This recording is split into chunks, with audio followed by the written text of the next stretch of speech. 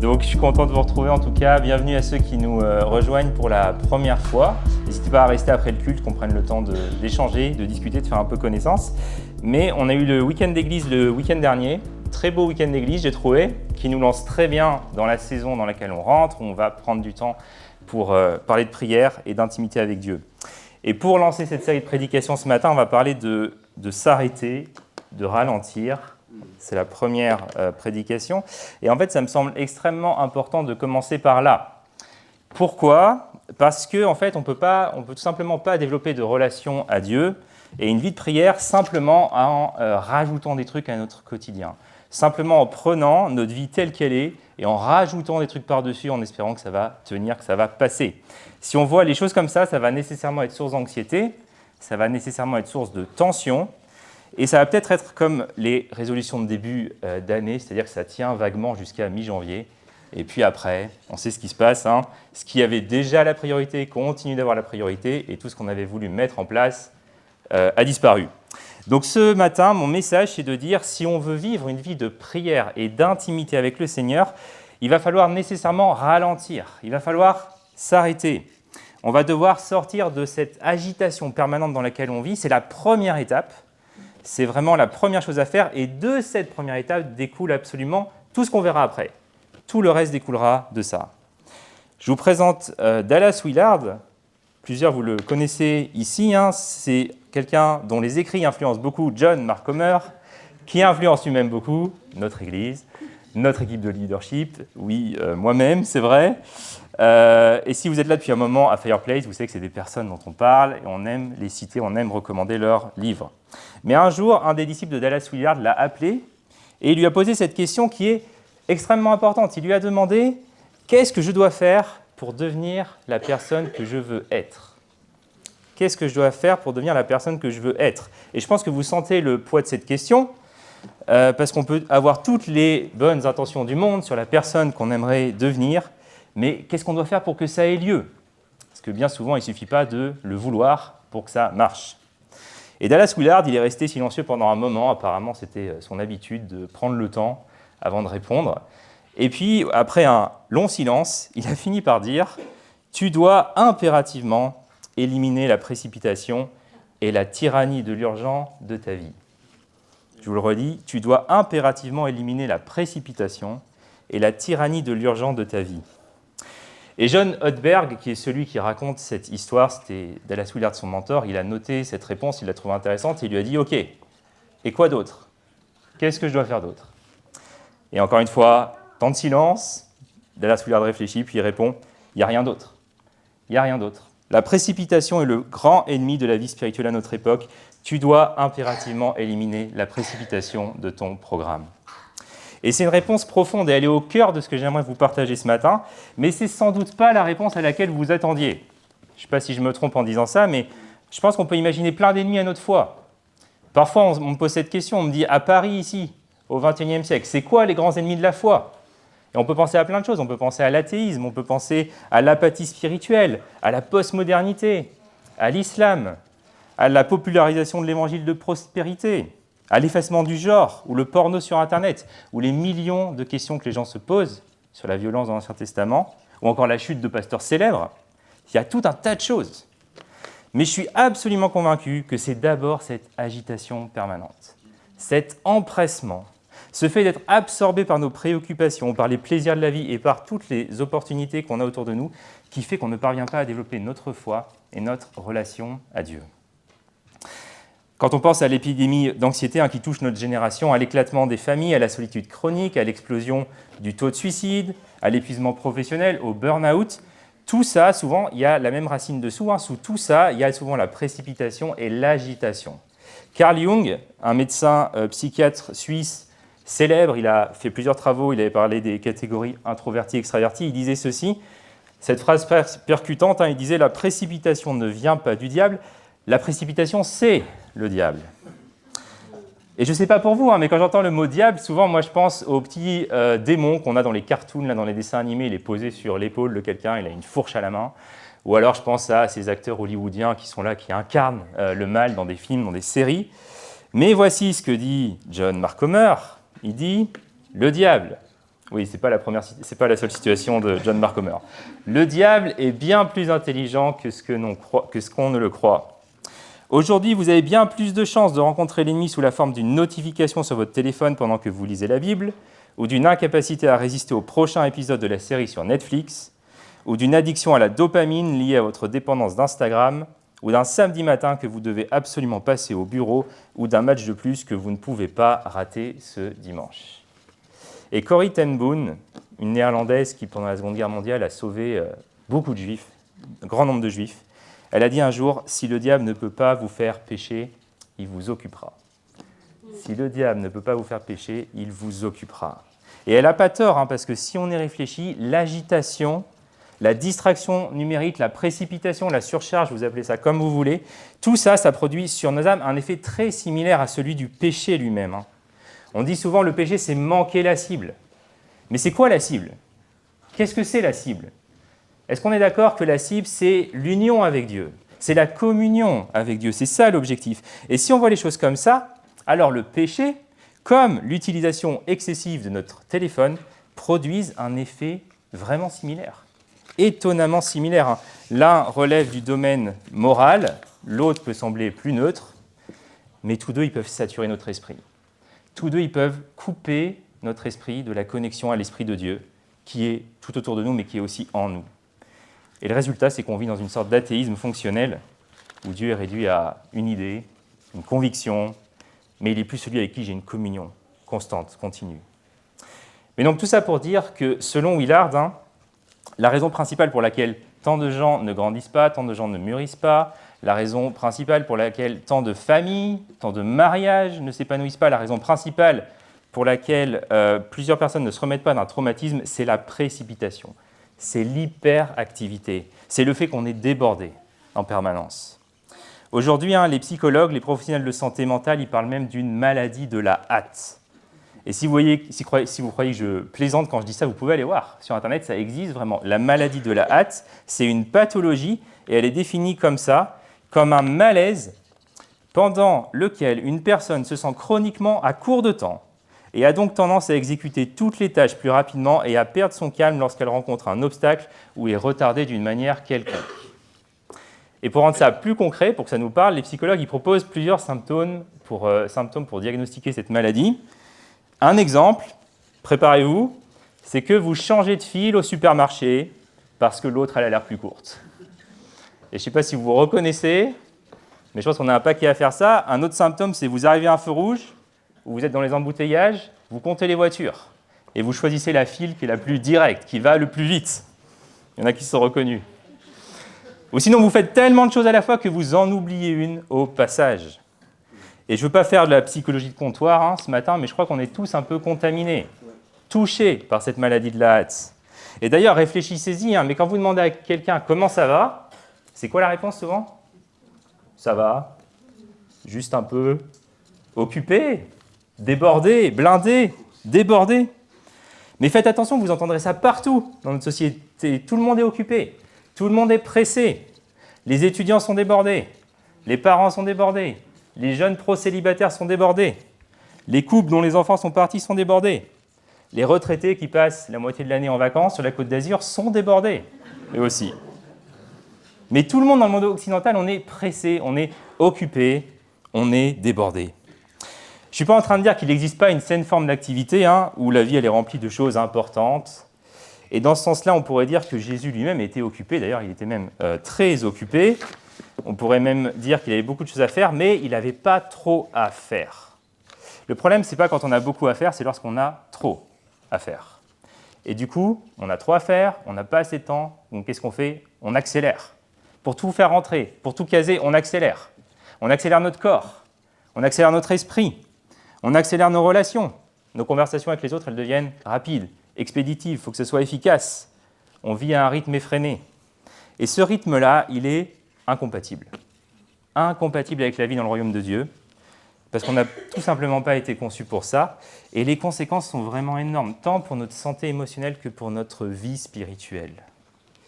Il y a un professeur dans une grande école de commerce, Michael Zigarelli, il a mené une enquête auprès de 20 000 chrétiens dans le monde, Et il a identifié l'agitation ou l'affairement comme étant le principal obstacle pour notre relation, pour développer notre relation à Dieu.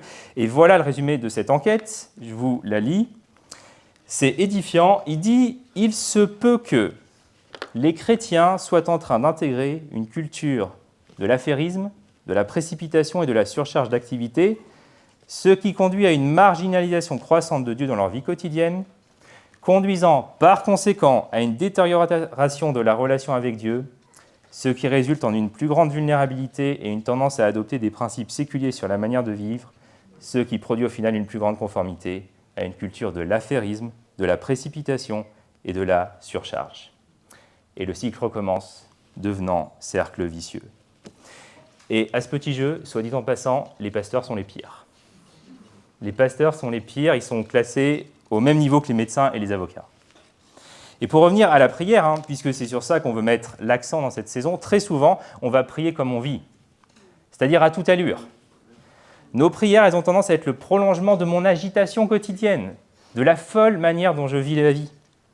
C'est-à-dire que je finis par rentrer dans la présence de Dieu comme j'entre dans une réunion où je suis en retard. J'arrive l'esprit ailleurs, l'esprit encombré. J'arrive avec le cœur encombré, je ne laisse pas retomber le bruit du monde. Je ne prends pas le temps de lever les yeux pour croiser le regard de Jésus. Je parle avant d'écouter. Je demande avant d'adorer. J'expose mes besoins sans arrêt. Et la prière, ce n'est plus un lieu où je rencontre le Seigneur, mais juste ça devient en fait une case supplémentaire à cocher dans mon emploi du temps déjà blindé. Au lieu d'être un lieu de repos, ça devient un lieu où, là aussi, il faut faire preuve d'efficacité.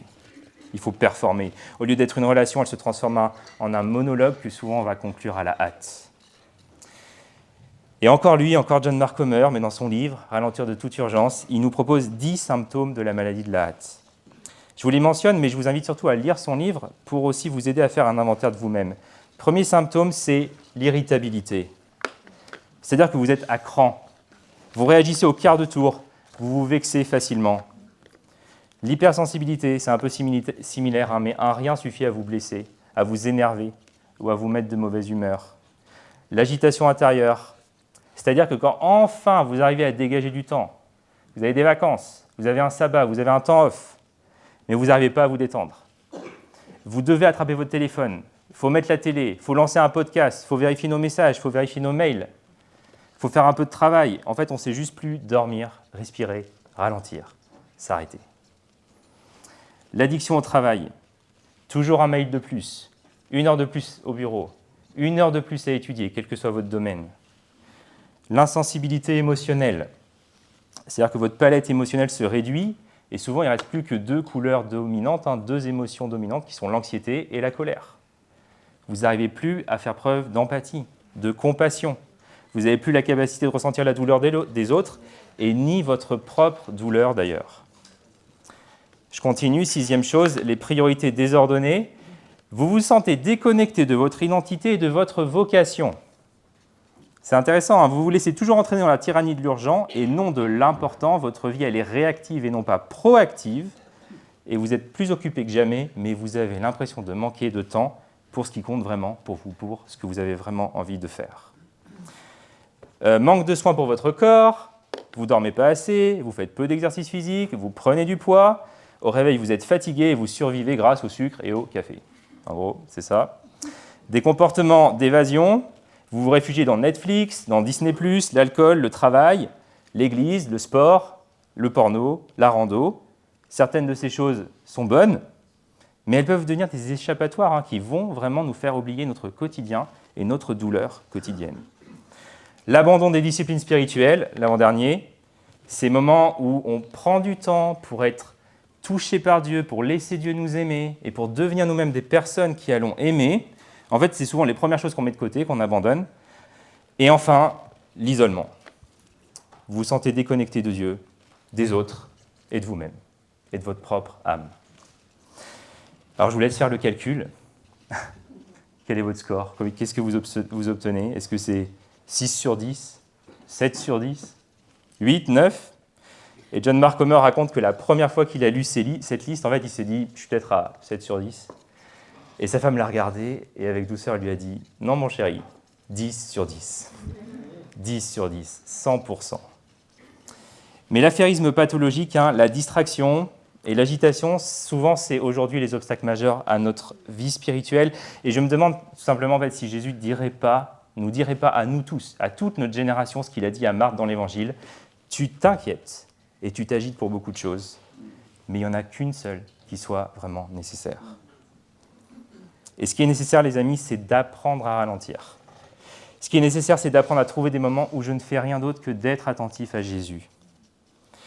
J'ai été interpellé ces dernières semaines par le texte d'1 Thessaloniciens 4, verset 11. Je vais vous le lire.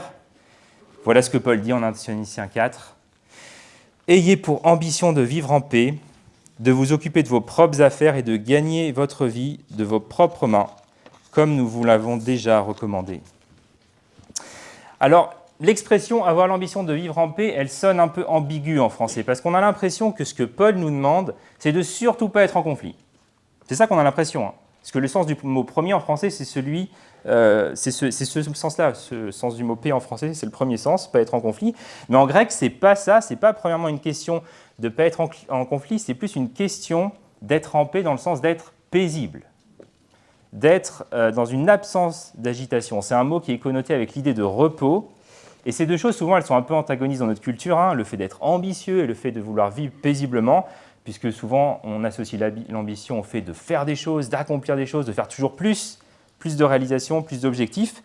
Mais là, Paul, en fait, il nous invite à avoir une vision pour notre vie. Il nous dit, votre ambition, ce n'est pas forcément votre carrière, ce n'est pas forcément vos études ou les choses que vous voulez accomplir, mais c'est de vivre paisiblement.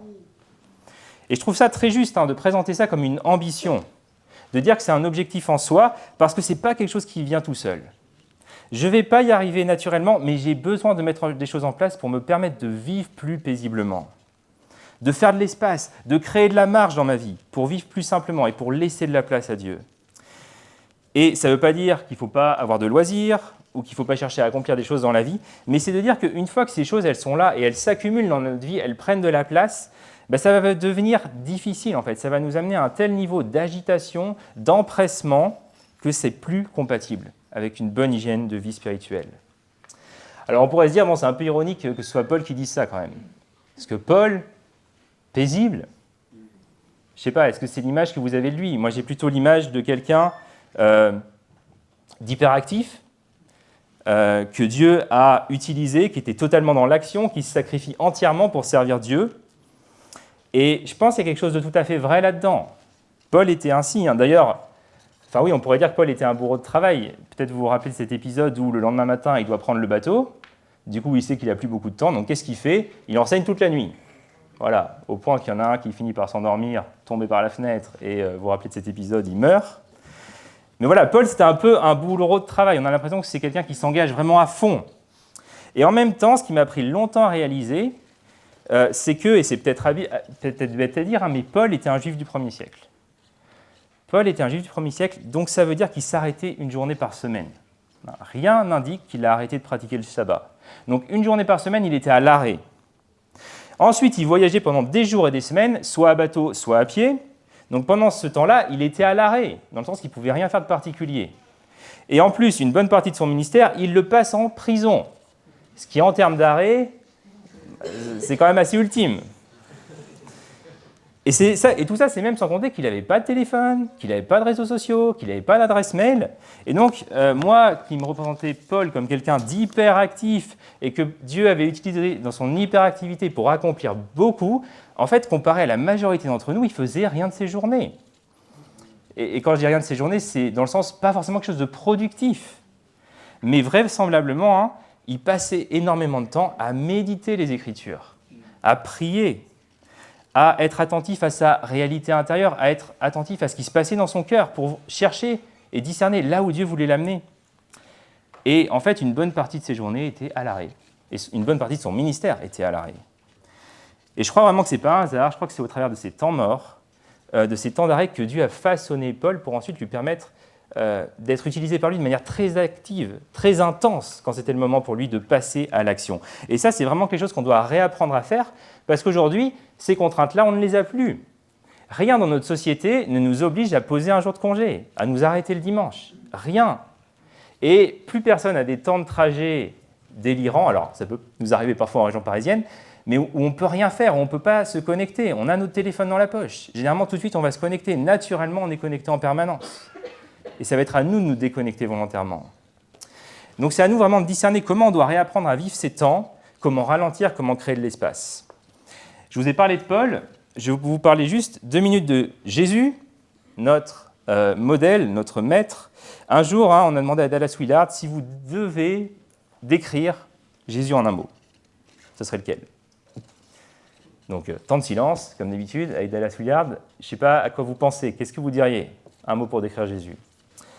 Réponse de Dallas Willard, détendu.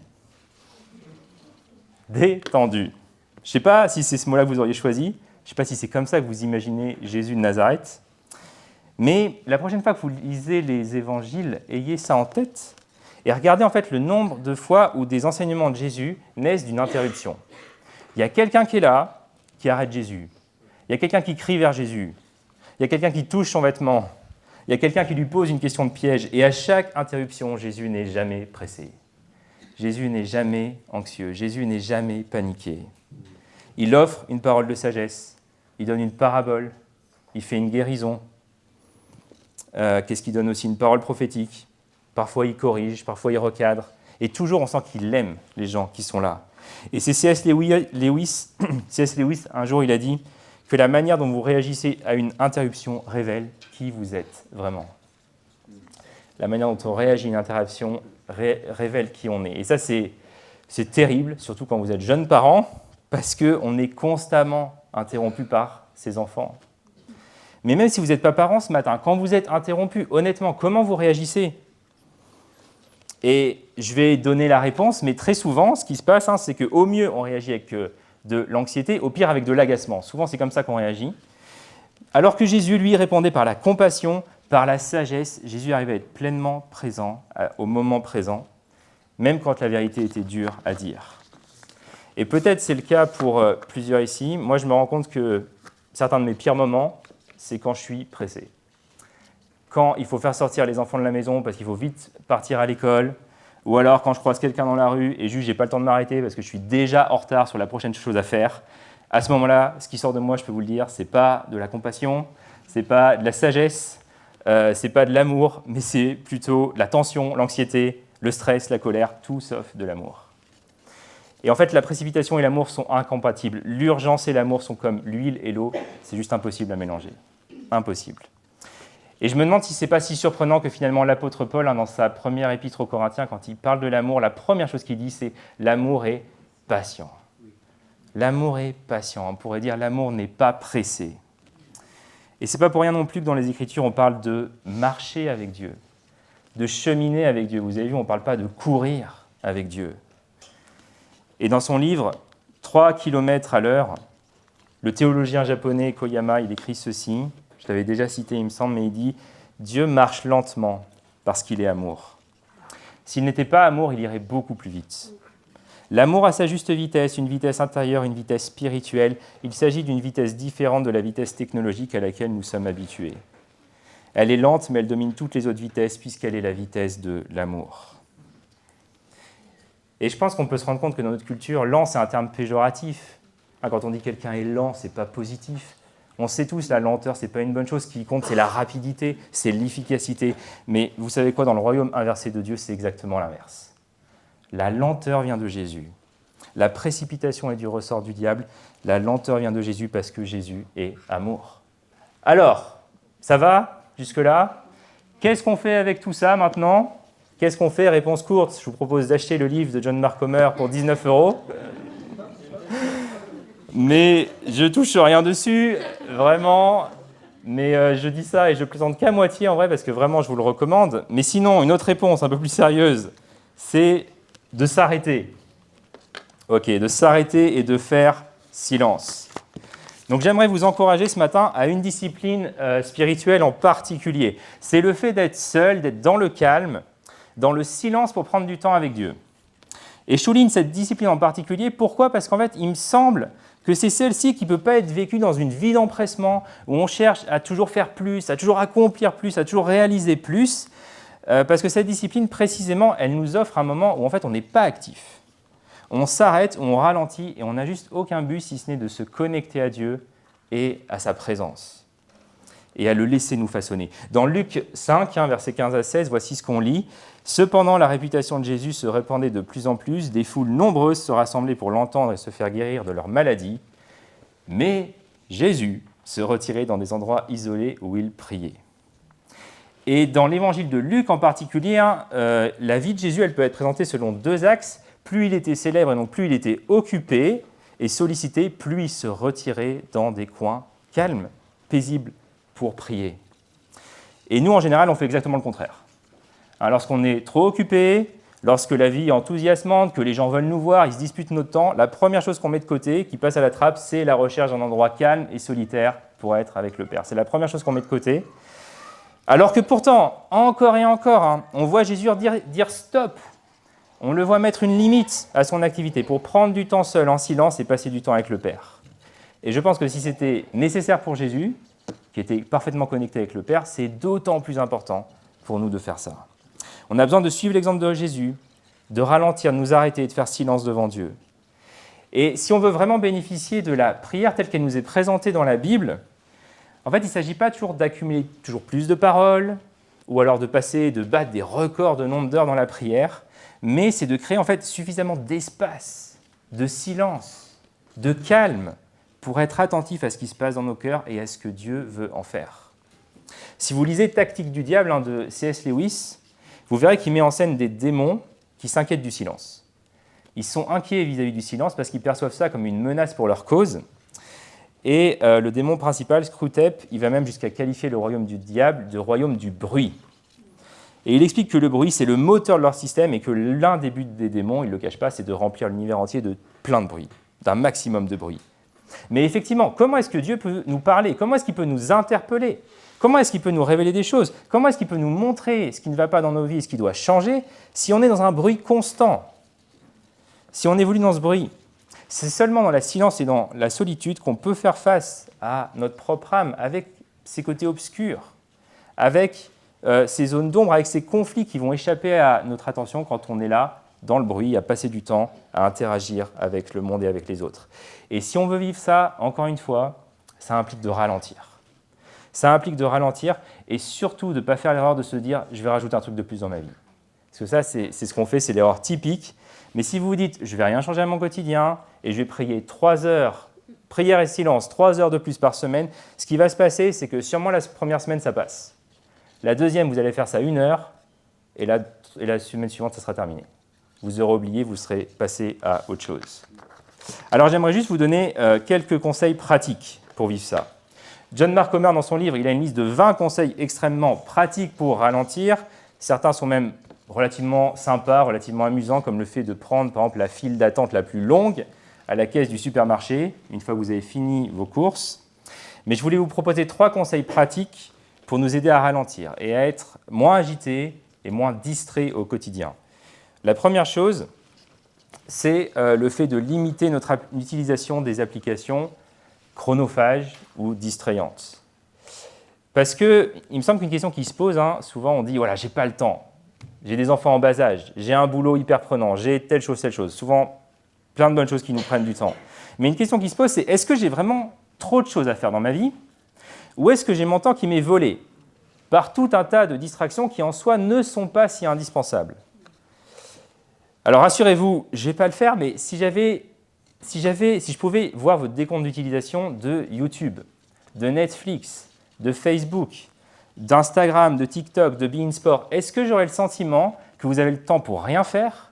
Ou est-ce que je me rends compte que ces applications, finalement, elles arrivent à trouver du temps dans nos vies? Aujourd'hui, on sait qu'un jeune adulte, il passe en moyenne 5h21 par jour devant les écrans. 5h21 par jour, vous prenez ça sur une durée constante, ça fait 20 ans d'une vie passée dans le monde numérique. 20 ans. C'est juste colossal. Et donc du temps, bien souvent, quand on est honnête avec nous-mêmes, on en a. On peut en trouver. Mais on réalise difficilement le temps qu'on se fait voler parce qu'il peut être des distractions. Et c'est sûr qu'après, c'est difficile de trouver du temps pour autre chose. Mais je nous invite du coup à être réaliste vis-à-vis de ça, à réfléchir comment est-ce qu'on peut lutter contre ça. Et il y a plusieurs choses qui sont possibles. C'est possible par exemple de désactiver les notifications, de mettre notre téléphone en silencieux. Comme ça, c'est plus le téléphone qui décide quand je vais dessus, c'est moi qui décide quand je vais dessus. On sort de l'emprise en faisant ça, on retrouve une liberté. De délocaliser aussi les réseaux sociaux dans notre ordinateur. Si on a un ordinateur fixe, c'est même la meilleure chose à faire, parce que ça va nous permettre de ne pas être constamment happé par notre téléphone. Ça peut être aussi de supprimer de notre téléphone les applications qui nous prennent du temps, ou d'utiliser des minuteurs de temps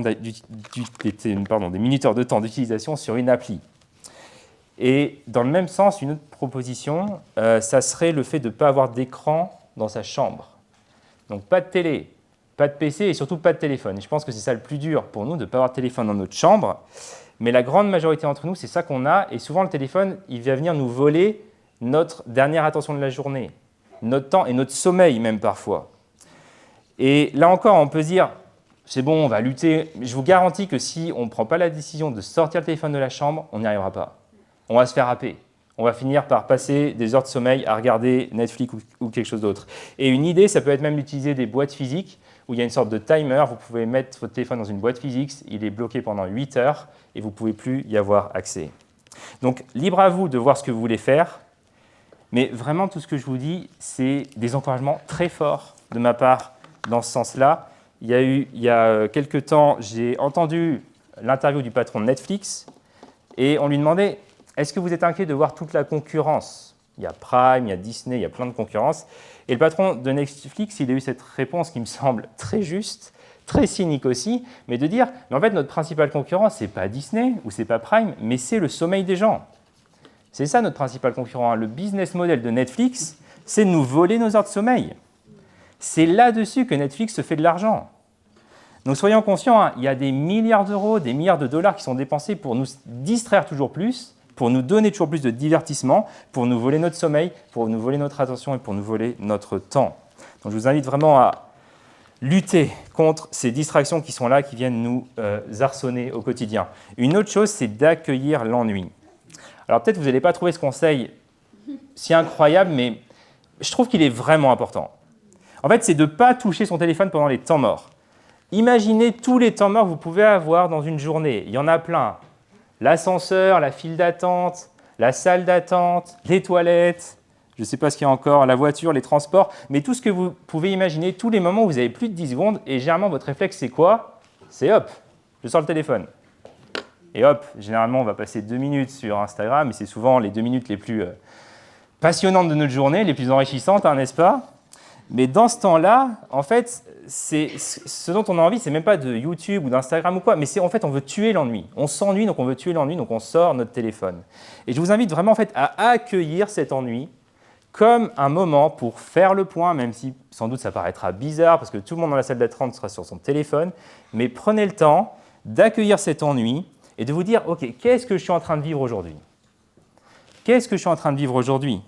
Est-ce que je suis là à m'agiter dans tous les sens, à courir de partout, ou est-ce qu'il y a quelque chose d'important que je veux demander à Dieu? Est-ce que Dieu veut m'interpeller sur des choses en particulier? Mais saisir vraiment tous ces petits moments pour ralentir, pour être attentif à ce qu'on est en train de vivre, à ce que Dieu veut nous permettre de vivre sur ce moment. Et de faire de tous ces petits moments d'ennui des portes potentielles vers la prière pour connecter intentionnellement à Dieu. Et un dernier conseil, c'est commencer par votre discipline spirituelle.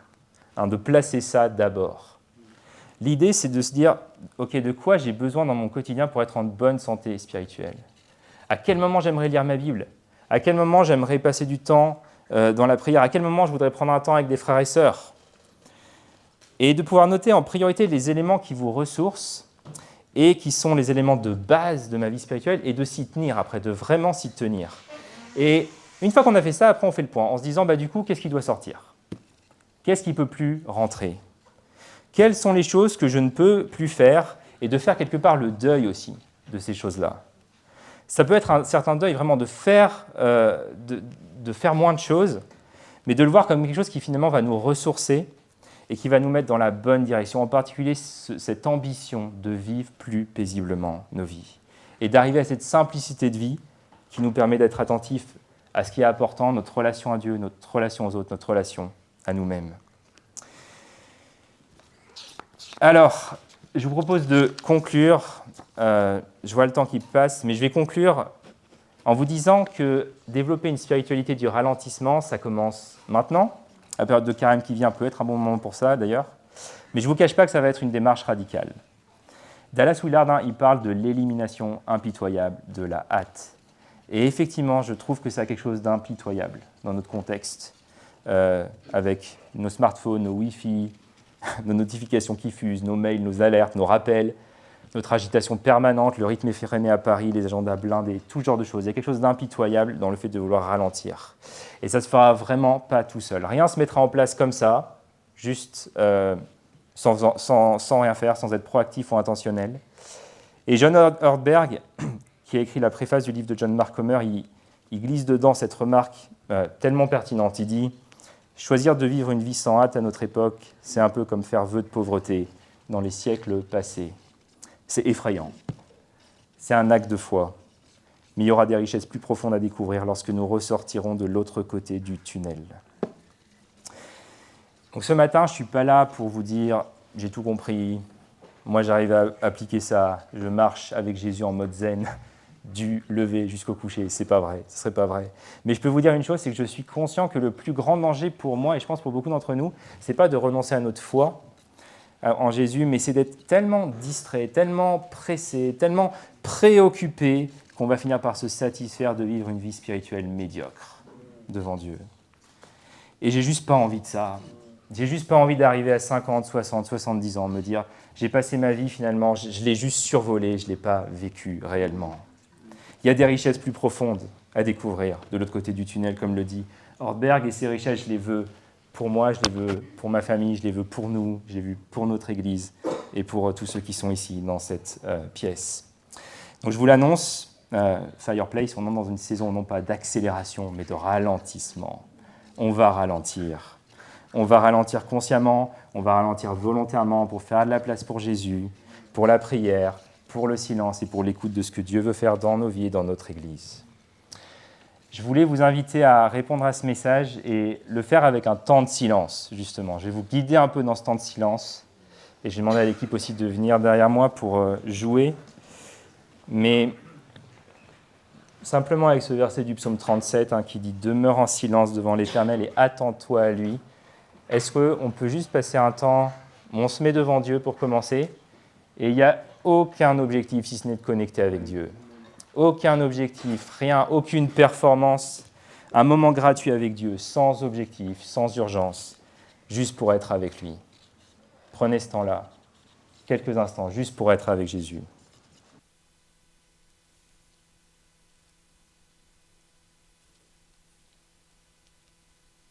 Vous pouvez rester dans cette attitude de silence devant Dieu, d'écoute, et juste une question sur laquelle je vous invite à réfléchir, c'est quel engagement vous voulez prendre devant Dieu ce matin, suite à ce que vous avez entendu? Quelle chose vous voulez faire concrètement, quelque chose de concret?